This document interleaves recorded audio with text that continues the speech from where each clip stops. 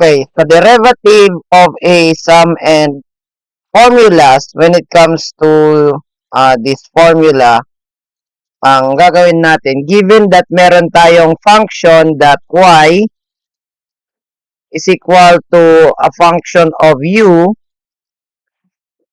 y is equals to u plus v. Okay?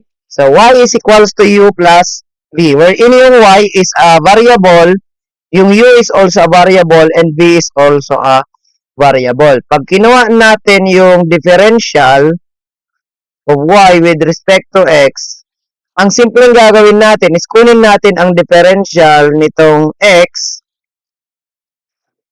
or itong u, differential ng u with respect to x, and the differential of v with respect to x. So, ito yung derivative of sum. Derivative of a sum. So, same with the difference. For example, if we have u minus v naman, so ang gagawin lang natin is, that is, kasi parehas lang to, itong u minus v, parehas lang yan ng u plus negative v. Ayan, so yan ang almost the same lang yan. So, pwede nating sabihin that this is equal, pag kinuha natin yung derivative ng y with respect to x, that is equal to the derivative of u with respect to x minus the derivative naman ng v with respect to x. Ito naman yung derivative of a difference. Pag may difference na given. Okay. So, dun tayo sa isa. Ang pangatlo nito, since sabi ko is meron tong 8, ang pangatlo is derivative of a product.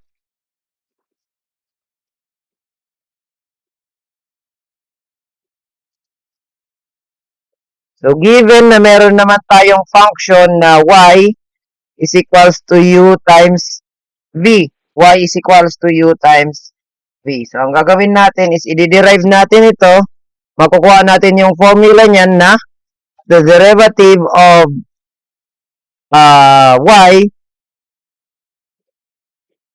or that u times v, the derivative ng product na u times v, that is equals to u. Yan, kunin muna natin yung u, tapos kunin natin yung derivative nitong v. Derivative ng v with respect to x plus yung v naman ang kukunin natin, derivative of u with respect to x. So, yan ang derivative of a product natin. Ito yung formula natin for derivative of a product. Okay. Pang-apat. Ang pang-apat is derivative of a quotient. Kung meron tayong product, 'di ba? Pag meaning ng product is yung dalawang function natin is nagmo-multiply. Kung meron tayong product, syempre meron din tayong derivative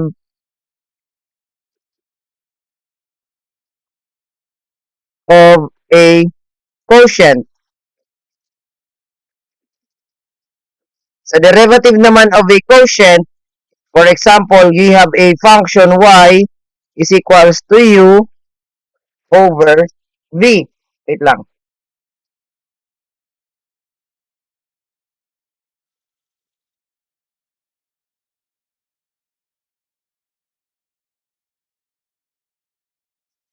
So, continue tayo. Given that meron tayong derivative or a function of y which is equal to a variable u over a variable v. Pag kinuha natin ang derivative nito, quotient baga to. So, ang meaning ng quotient, meaning division. So, pang-apat na basic formula na to na division.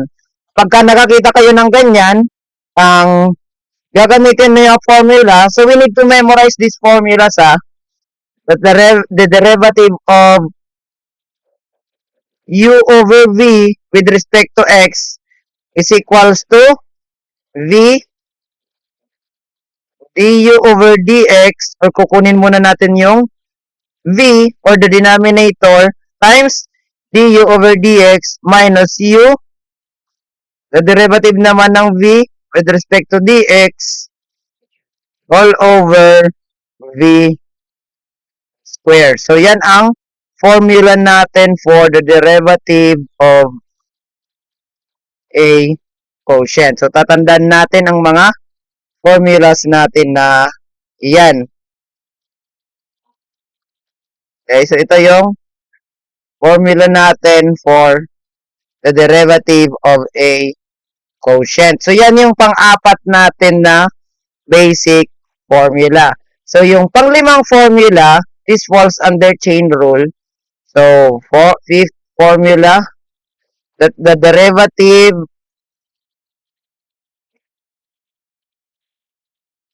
of x raised to n, or this is also known as the power formula. Okay?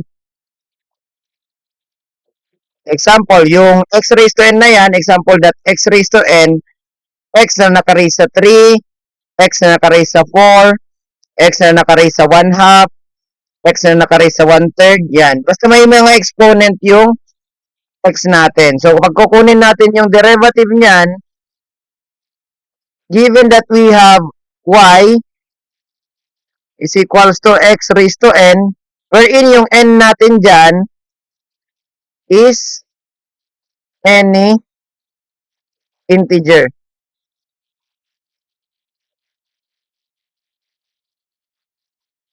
Pwedeng positive, pwedeng negative.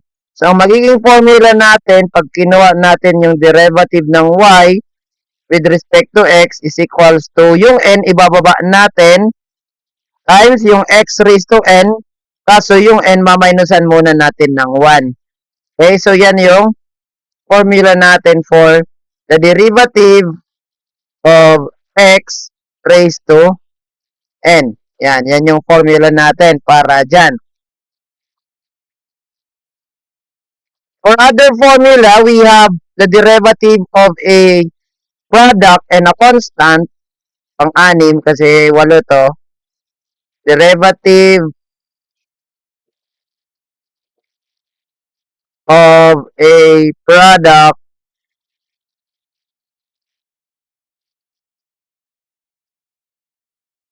a constant and the function.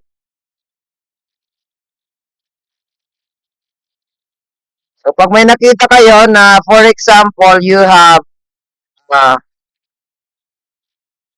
y is equals to a constant times a function v. Yan. Wherein yung c nyo dyan is a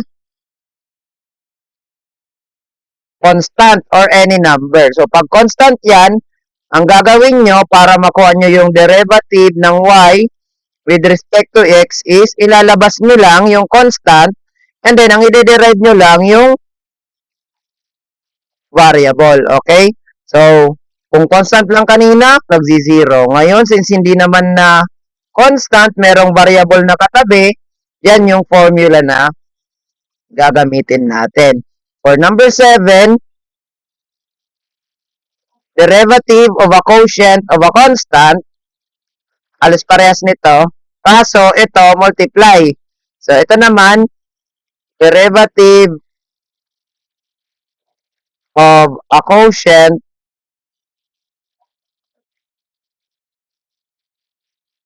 of a constant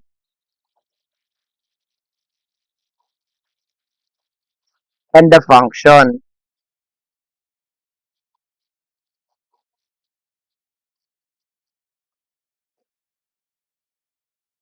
Now, given that meron kayong y is equals to a constant divided by a function,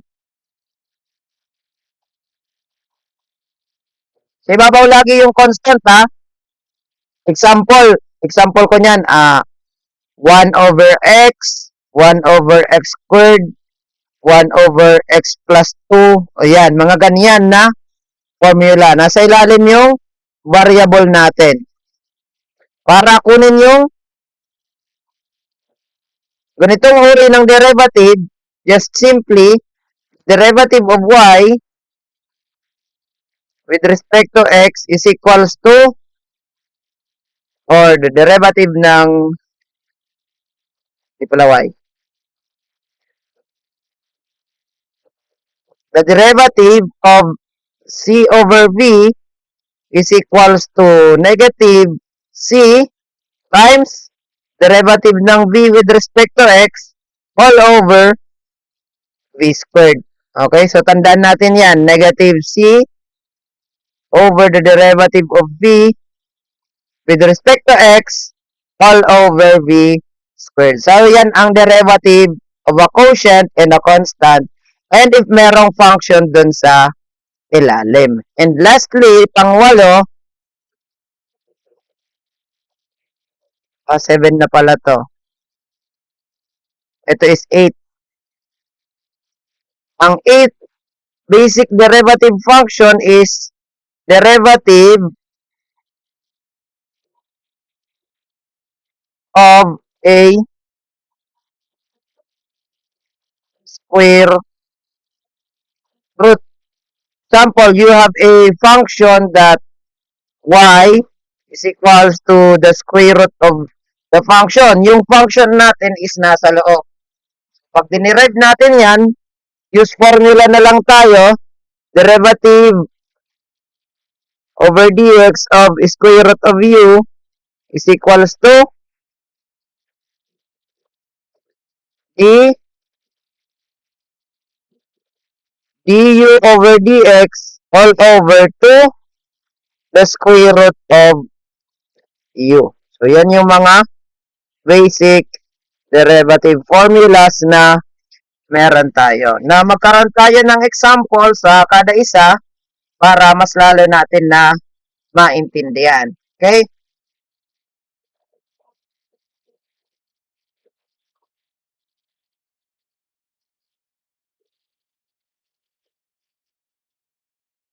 Okay. Example,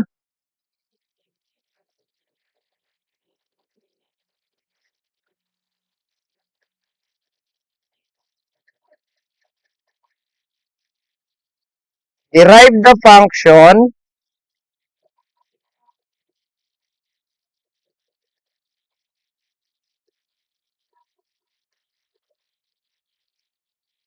y is equals to 3x squared plus 5x minus 2.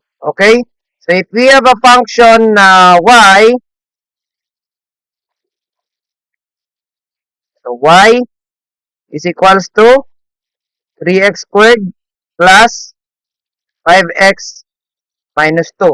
So, kung papansinin nyo, ito may power, ito separated by plus or minus. Ang sabi natin, pag separated ng plus or minus, i-derive natin sila ng magkakahiwalay.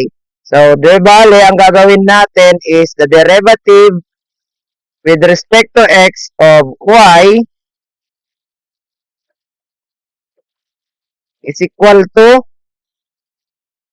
the derivative with respect to x of ito, 3x squared plus the derivative with respect to x of 5x minus the derivative with respect to x of 2. Okay, isa-isahin natin. So, di ba, ang derivative ng y with respect to x that is equal to y prime or the first derivative that is equal to, ang derivative nito, di ba may constant tayo dito nakatabi? Balik tayo sa basic trigonometric formula. Sabi natin, kapag ka merong constant, if there is a constant and there is a function, ilalabas lang natin yung constant. So, ilabas natin yung constant, 3, at saka natin kunin yung derivative with respect to x ng x squared.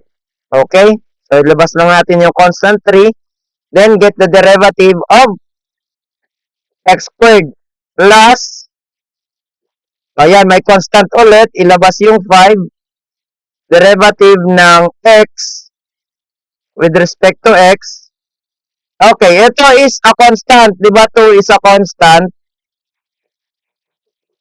And we all know na pag dinerive natin ng constant, that is simply equal to 0. So, yun yung nasa pinakauna, nandito. Pag dinerive natin, that is equal to 0 yung ating function or the derivative of a constant. So, simplify natin. Ito is a basic power formula. Kasi ito, kung papansinin nyo, dx divided by dx, pag dinivide natin yung dx sa dx, magiging 1 na lang yan kasi parehas sila, di ba? For example, 4 divided by 4. Oh, since parehas sila, that is equal to 1. Ito naman, since dx over dx, parehas naman sila, that is equal sa 1. Wait lang.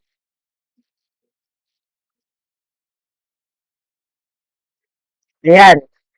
So, di ba, basic power formula lang to. So, itong dx over dx, magiging 1 na lang siya. So, magiging equal na lang yan sa 5. So, ito naman, basic power formula, ang mangyayari, y prime is equals to 3 times. Di ba, yung ginagawa natin, the derivative of x raised to n, di ba, is equals to n x raised to n minus 1. Kumbaga, itong n na to, kung palitan nyo to ng 2, okay, itong 2, pupunta dito, at saka yung 2, babawasin natin ng 1. So, magiging siyang 2x raised to 2 minus 1, or simply, 2x na lang, since 2 minus 1 is 1. So, 2x na lang siya. So, ito pala, this will become 2x. Okay, x na lang siya, plus 5. So, ang mangyayari, magiging y prime is equals to 3 times 2 is 6x plus 5. So, yan ang y prime natin. Okay? I'll send na lang a PDF of this lecture para yun yung isulat natin. Opo, para mas madali sa inyo. Dire-diretso na lang yung pagsulat.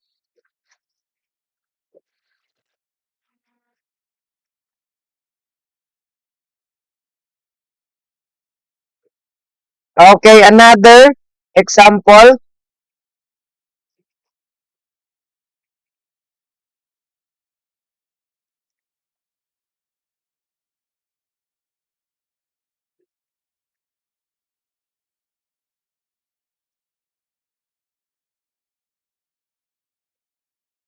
Derive the function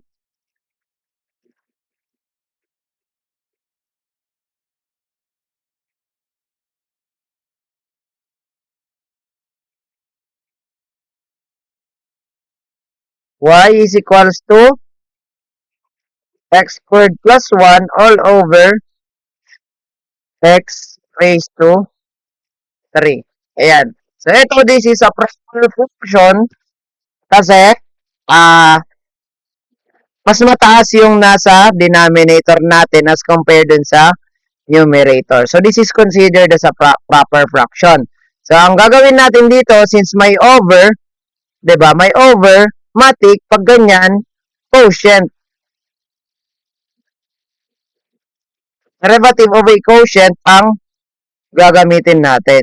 Kaso, diba, ang derivative of a quotient, derivative of quotient. So, diba, sinasabi doon, d over dx of u over v is equals to u dv over dx plus v d over dx all over v squared. Okay? So, we need to assign itong numerator natin, ito na yung u, and itong denominator natin, ito na yung v. Okay?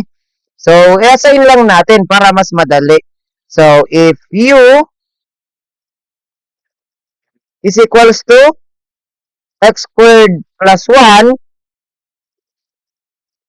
pwede natin kunin yung du with respect to x is equals to, this is basic power formula. Diba itong 2, ibababa natin, magiging 2 times x raised to 2 minus 1.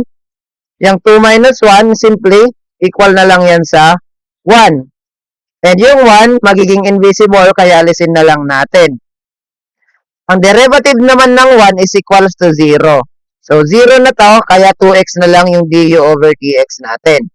Meanwhile, yung v, which is equals to x cubed, ito na yan, nang nasa ilalim, kukunin naman natin yung derivative ng v with respect to x, which is power formula to.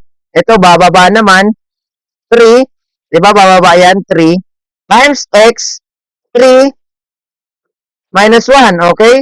So, 3 minus 1 is simply equal to 2. So, therefore, ang dv over dx natin is equal to 3x squared. So, gamitin natin ang dalawang ito, yung dalawang dinerive natin na yan, para isalpak natin dito sa formula. Kasi, the derivative ng y, dy over dx is equals to u. Ano yung u natin? Equal siya sa x squared plus 1. Nandito, di ba? Nandito po siya, guys. X squared plus 1 times, i-multiply natin ito ng dv over dx. Ang dv over dx natin is ito. Ayan, ito ang dv over dx, which is equal to 3x squared. So, pwede natin itong i-multiply ng 3x squared. So, minus, kasi minus po to, guys. Sorry. Nagkamali lang ako. Minus to.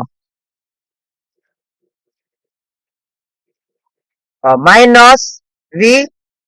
Yung v natin is equal to x cubed. Ayan, x cubed. Ayan yung v. Times du over dx. Ang du over dx equals to 2x. Yes po.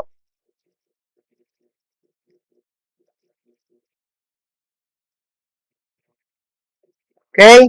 And then this is all over. All over natin. All over yung v, i-square natin. Ano yung v? X cubed, di ba? So, yung x cubed, i-square pa natin. So, we can now simplify. Simplify natin itong 3x squared. Distribute natin doon. Distribute natin dito. Okay? So, mangyayari, ang dy over dx is just simply equal to y prime is equals to 3x squared or x squared. Itong x squared na to, i-multiply nyo ng 3x squared times 3x squared. So, 3 times 1 is 3. X squared times x squared, that is equal to x raised to 4. Kasi di ba pag nagmo-multiply tayo, x raised to a times x raised to b is equals to x raised to a plus b. I-add natin yung exponent. So, 2 plus 2 is equals to 4. Kaya, magiging 3x raised to 4 yung sagot nito, nitong una.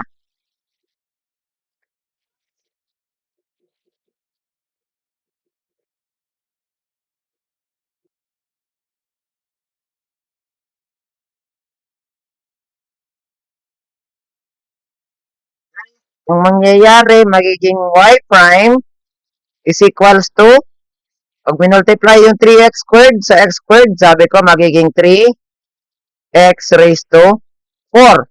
Tapos, itong 3x squared, i-multiply natin sa 1, simply 3x squared. Ayan, minus 2 times 1 is 2, and x cubed times x is x raised to 4. All over, okay, all over x raised to 3 raised to. So, pag ganitong power na nakaraise sa power, i-multiply natin yung power. Magiging x raised to 6.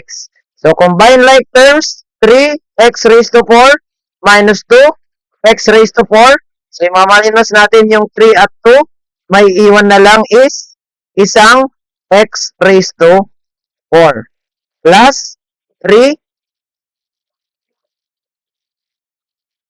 plus 3x squared. Okay? Ito na yan, 3x squared all over x raised to 6.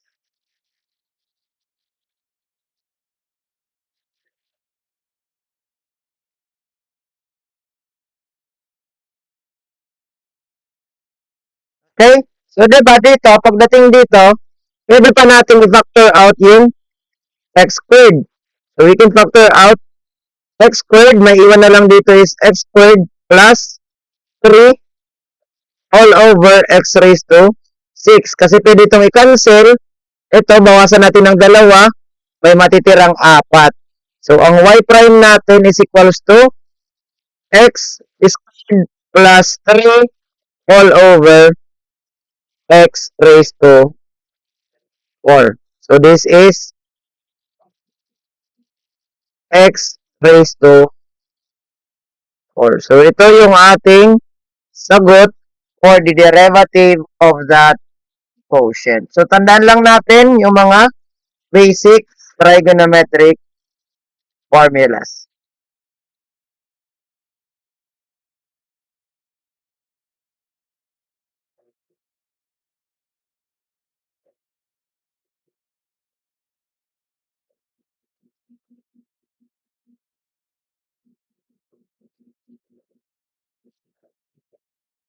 Okay, let's have another example.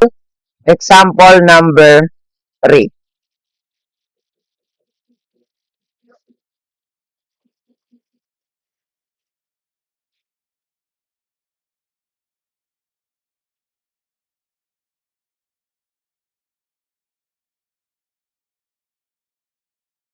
Find the derivative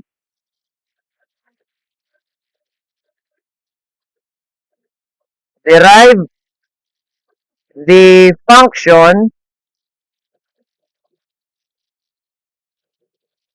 y is equals to 1 over x squared plus 2 over x cubed. Okay? So, ito guys, meron tayong two possible solutions. So, isa-isahin natin.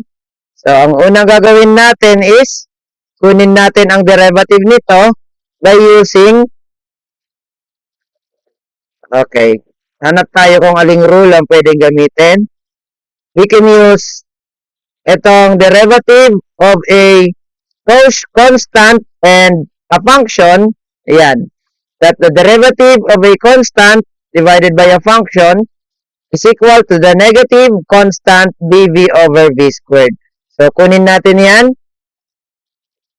Ang sinasabi dyan, the derivative with respect to x of a constant divided a function is equals to negative constant derivative of v with respect to x all over v squared. So, gamitin natin ang formula na to. Itong nandito sa baba, ito yung iset natin na v. So, hiwa-hiwalayin na natin yung pag-derive. Hiwa-hiwalayin na natin yung pag-derive. Unahin na natin yung 1 over x squared. So, y prime is equals to d over dx nitong 1 over x squared. D over dx ng 1 over x squared plus d over dx nitong 2 over x cube. Okay, so yan yung derivative natin. Okay, so and then y prime is equals to negative, kasi sabi natin may negative. Ang constant natin is 1. So, So, di ba 1 lang? Okay, so no need to write for the constant 1. Okay? So, negative 1. So, kunin na lang natin yung derivative ng v. d over dx ng v, which is yung v natin is yung x squared. Okay? So, kasi di ba yung denominator, yun yung gagawin natin na v, yun yung x squared. Okay? So, divided by x squared, yun yung v, i-raise pa natin sa 2. Okay. So, minus, since ito ganun din, constant over v. Ang v is x cubed. So, ang constant mo is 2 times d over dx ng x cube all over x cube, i-raise pa natin sa 2. So, ito na yan, v squared. Okay? So, let's derive this 2. So, matitira na lang dyan is y prime is equals to negative. Anong derivative ng x squared? Diba 2x. 2x, bababa natin yan dyan. All over x squared raised to 2, x raised to 4. Minus 2, derivative ng x cube, 3x, tapos 3 minus 1 raised to 2. All over x cube raised to 2, x raised to 3 times 2 is 6. Okay? Then, let's just simplify these equations. Ang mangyayari, itong x, makakancel, bawasan natin ng isa, may matitirang 3. So, therefore, y prime is equals to negative 2 over x cube minus 2 times 3 is 6. X squared, bawasan natin ito ng dalawa, may iwan pang 4 over x raised to 4. So, yan that's how we derive using basic trigonometric formulas. Okay?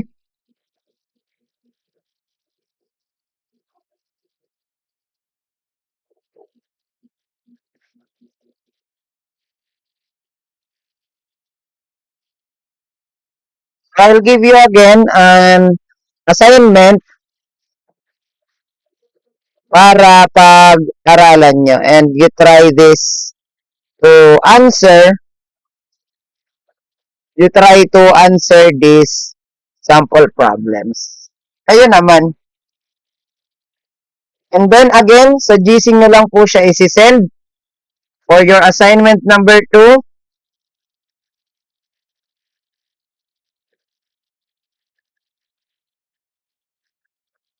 Derive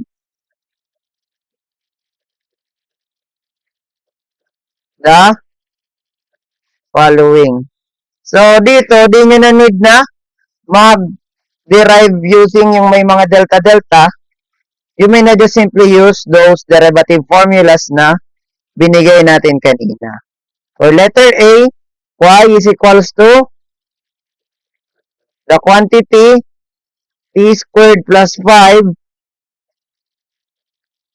times t squared minus t plus 3. Okay? Ang makukuha nyo ditong sagot, dapat naka dy over dt. So, yan yung makukuha ang sagot. dy over dt is equals to, bigay ko na yung sagot, 4t cube minus 3t squared plus 16t minus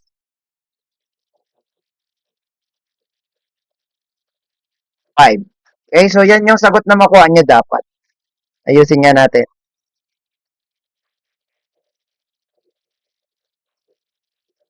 Okay, ang answer nito,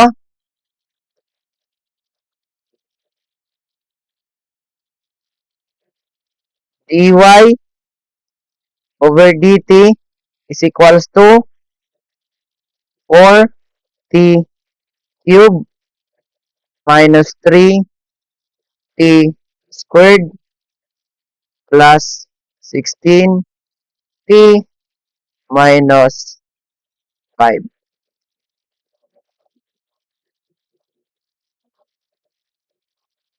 This is 16. 16 yan. Okay? And yung isa, for B, at least 2 items, okay na yan.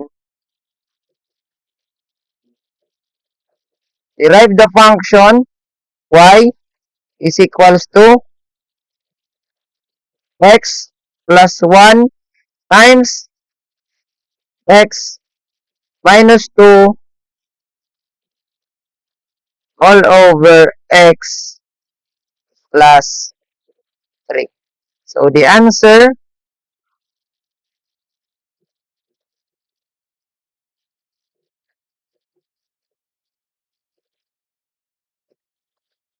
y prime is equals to x squared plus 6 x minus 1 all over x plus 3 squared. So yan yung sagot ng dalawang assignment natin. Okay? Any questions so far? I'll send the PDF sa GC natin. Wait lang.